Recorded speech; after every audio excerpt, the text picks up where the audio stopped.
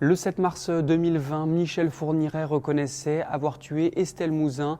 2 ans après, où en est l'enquête? On en parle avec Corinne Lange, journaliste à l'Ardennais.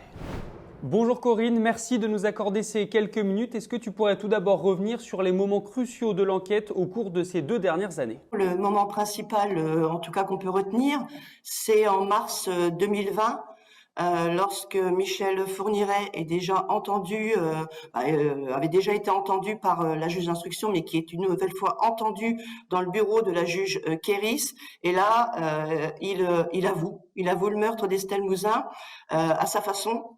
Il dit: je reconnais là un être qui est mort par ma faute. Et là, clairement, il parle d'Estelle Mouzin et il reconnaît complètement les faits, alors qu'il est déjà mis en examen depuis le 27 novembre 2019. Il est mis en examen pour enlèvement, séquestration et suivi de meurtre concernant la petite Estelle Mouzin qui avait disparu en janvier 2003 à Guermantes en Seine-et-Marne. Donc le point déterminant, c'était il y a tout juste 2 ans. Maintenant, c'est la dernière étape, on va dire, de cette instruction, puisqu'après, Monique Olivier, elle, rentre aussi j'allais dire, dans le jeu, puisque elle va quelques temps plus tard, c'est-à-dire 1 an plus tard, avouer que Michel Fourniret a enterré le corps d'Estelle Mouzin dans les Ardennes. Mais il ne faut pas oublier que le 21 novembre 2019, c'est Monique Olivier qui fait tomber l'alibi de Michel Fourniret, et c'est pour ça qu'il sera mis en examen quelques jours plus tard par la juge Kéris. À l'époque de l'enlèvement, on avait soupçonné Michel Fourniret, sauf que lui avait dit qu'il était au téléphone avec son fils pour lui souhaiter son anniversaire. Et effectivement, un coup de téléphone avait été passé de la Belgique jusqu'à son fils ce jour-là. Sauf que quelques temps plus tard, Monique Olivier, elle fait tomber son alibi et elle explique que c'est elle qui a passé le coup de téléphone au fils de Michel Fourniret pour lui fournir un alibi. Ensuite, évidemment, après les révélations de Michel Fourniret, il fallait savoir maintenant comment et où était enterrée la petite Estelle Mouzin. Et clairement, entre les révélations de Monique Olivier, le 31 mars 2021, on a mis en route, en tout cas la juge Kéris a décidé à plusieurs reprises de mener des campagnes de fouilles, de recherche dans les Ardennes, puisque en mars 2021, Monique Olivier dit: moi, je reconnais avoir séquestré la petite Estelle Mouzin à Ville-sur-Lume, dans la maison dont a hérité Michel Fourniret de sa sœur.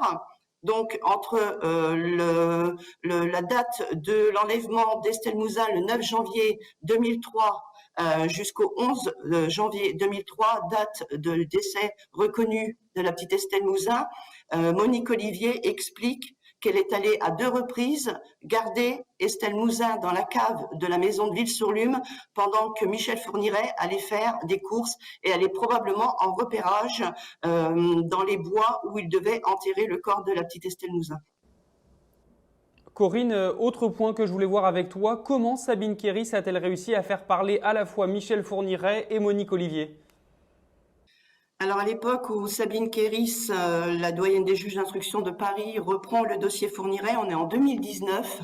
Faut pas oublier qu'elle arrive à le faire avouer quelques mois plus tard seulement. Mais Sabine Kéris, elle, si elle parle pas à la presse, si elle n'est pas du tout sur la scène médiatique, c'est une grosse bosseuse qui est parvenue à entrer un petit peu dans la tête de Michel Fourniret. Elle s'est imprégnée de qui est le tueur en série des Ardennes à l'époque. Un passionné de littérature russe, notamment de Dostoïevski, et Sabine Kéris se met à la place de Fourniret. Elle apprend la littérature russe, elle s'imprègne de cette passion-là pour pouvoir tisser un premier lien avec Michel Fourniret. Faut pas oublier que Michel Fourniret, contrairement à ce qu'on pourrait penser, il a un QI particulièrement élevé. Il en va de même pour son ex-épouse Monique Olivier. Donc, il faut y aller à tâtons avec lui. Il a jamais avoué, Il a souvent été soupçonné, mais il a jamais avoué. Et c'est comme ça qu'elle commence à tisser des liens. Elle lui parle de sa famille, elle lui parle de ses enfants, de son ex-femme. Mais derrière, Sabine Kéris, elle a une idée, c'est de savoir si, en 2003, au moment de la disparition d'Estelle Mouzin, Michel Fourniret pouvait se trouver en région parisienne. Elle arrive à tisser ces liens à tel point que Michel Fourniret ne veut plus parler qu'à la juge Kéris. C'est elle et elle seule qui obtiendra des aveux en mars 2020, alors que Michel Fourniret est déjà mis en examen pour enlèvement, séquestration et la mort d'Estelle Mouzin. Et finalement, elle obtiendra ce qu'elle cherchait en mars 2020 lorsqu'il lui dira je reconnais là effectivement un être qui est mort par ma faute. Et il en va de même également pour Monique Olivier, c'est-à-dire que Monique Olivier, elle est très intelligente. Et si c'est une femme qui montre peut-être sa peur de Michel Fourniret, en revanche, et ça son avocat le dira régulièrement, Richard Delgenès, l'avocat de Charles-Éline Mézières, conviendra bien que la juge Kéris a su également tisser un lien avec Monique Olivier, et il faut pas oublier que Monique Olivier, c'est à la juge Kéris qu'elle désignera l'endroit où se trouve probablement le corps d'Estelle Mouzin qu'on n'a pas retrouvé aujourd'hui, et qu'elle dira, qu'elle s'impliquera, puisqu'elle va à la juge Kéris, qu'elle a séquestré, qu'elle a aidé son ex-mari à séquestrer la petite Estelle Mouzin à Ville-sur-Lume, où Michel Fourniret possédait la maison héritée de sa sœur à l'époque, en 2003. Aujourd'hui, Sabine Kéris, elle n'est plus en charge de ce dossier. Est-ce que tu pourrais nous expliquer pourquoi ? Alors, elle n'est plus en charge du dossier, Sabine Kéris, pour une raison de législation. Elle a passé 10 ans en tant que doyenne des juges d'instruction, 10 ans. Donc, c'est naturellement qu'elle s'est dessaisie du dossier, qu'elle l'a remis à un autre juge d'instruction. Il y a rien d'illogique, c'est la loi. Voilà, c'est pas pour autant qu'elle se désintéresse de ce dossier Fourniret, puisqu'elle est amenée à prendre d'autres fonctions. Ces fonctions vont l'amener à prendre dans quelques jours la tête du nouveau pôle Cold Case qui est mis en place par le garde des Sceaux depuis le 1er mars. Elle était pressentie, maintenant c'est la réalité. C'est un pôle Cold Case qui a été initié notamment qui était voulu, en tout cas fortement, par les avocats d'Éric Mouzin, le papa d'Estelle. Depuis quelques années, Corinne Herman et Didier Seban faisaient le forcing pour qu'on crée un pôle dédié au cold case. Donc ce pôle cold case a été mis en place au 1er mars.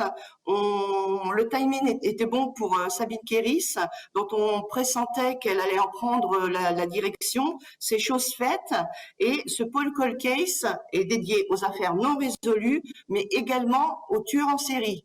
Et clairement, Michel Fourniret rentre dans cette case, on va dire, même s'il est mort, puisqu'on ne poursuit pas un mort, effectivement, et que Monique Olivier, elle, est toujours bien vivante et qu'elle peut répondre de complicité. Est-ce que, selon toi, de nouvelles fouilles sont envisageables dans le futur ? Alors, selon nos sources, oui. Alors, peut-être pas dans l'immédiat, puisque ce pôle cold case va évidemment intégrer Michel Fourniret en tant que tueur en série, et puisqu'il a été mis en examen à l'époque pour séquestration suivie de mort dans le dossier Estelle Mouzin, évidemment que ce dossier va entrer dans le pôle cold case, dans ces affaires non résolues. C'est ce que souhaitent ardemment Corinne Herban et Didier Seban, les avocats d'Éric Mouzin. C'est ce qui, de toute façon, va advenir. Maintenant, il faut le temps que se mette en place ce pôle cold case, parce qu'il n'y a pas que Michel Fourniret, il y a 41 dossiers qui tombent naturellement dans ce pôle cold case, mais évidemment Corinne Herman et Didier Seban notamment, et évidemment la juge Kéris dont elle a fait ce dossier une priorité, évidemment qu'elle ne lâchera rien, elle souhaite évidemment qu'il y ait de nouvelles fouilles, peut-être pas dans l'immédiat, mais en tout cas il y aura de nouvelles fouilles, ça paraît évident.